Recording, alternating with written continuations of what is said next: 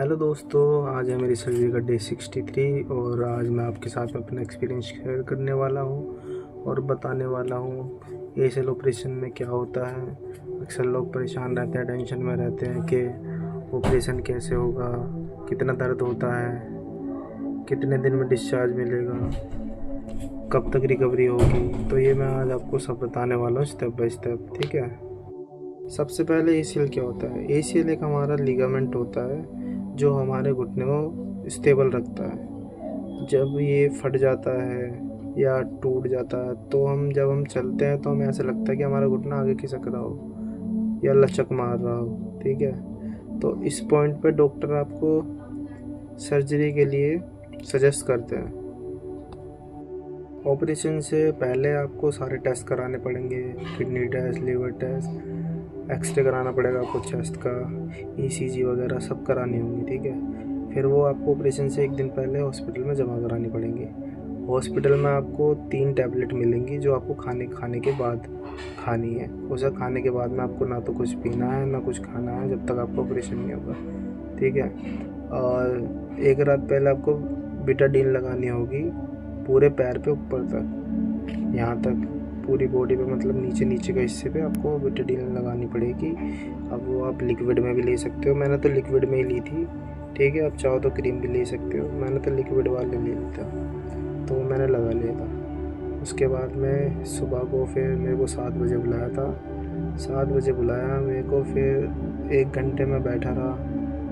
बैठने के बाद में फिर उन्होंने मेरे को ओटी में ले लिया, ठीक है। ओटी में मेरे को उन्होंने एनेस्थेसिया दिया।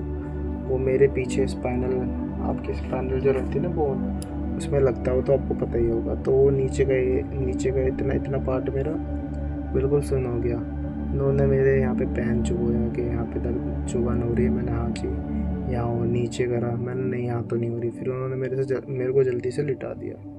लिटाने के बाद में उन्होंने मेरे फेस के आगे से कपड़ा रख दिया। तो क्या हो रहा क्या नहीं हो रहा मुझे पता नहीं चला। तो मेरे को कम से कम आपका 1 घंटा हो गया था। मेरे को ऑपरेशन मेरा 1 घंटे तक चल रहा था उस टाइम पे।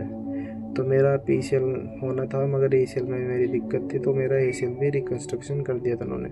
करने के बाद में मेरे को दिखाया कि ऐसे ऐसे आपका ये हो गया है। मैंने कोई नहीं सर, अब कर दिया तो कर दिया भाई, मैं क्या बोल सकता हूँ, ठीक है।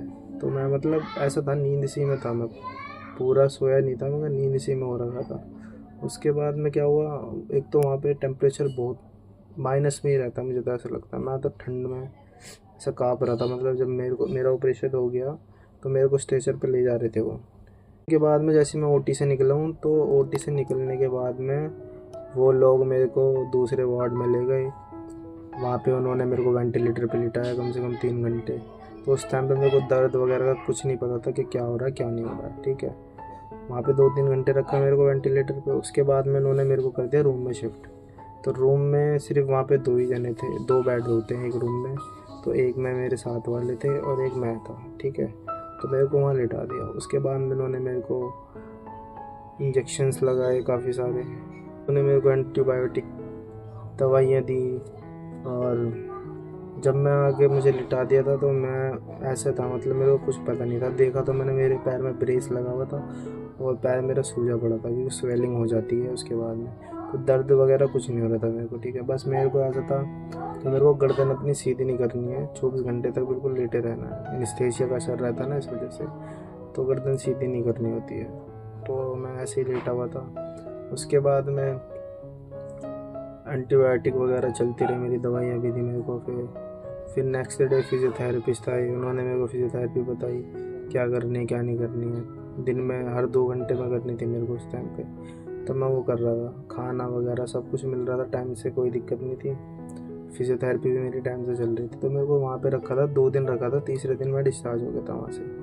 रही पेन की बात, तो फर्स्ट डे तो बिल्कुल नहीं था जब तक एनेस्थेसिया का दर्द था। बस आपको जब तक आप हॉस्पिटल में हो, 2 नाइट रहोगे आप वहाँ पे, तो 2 नाइट मेरे दर्द था।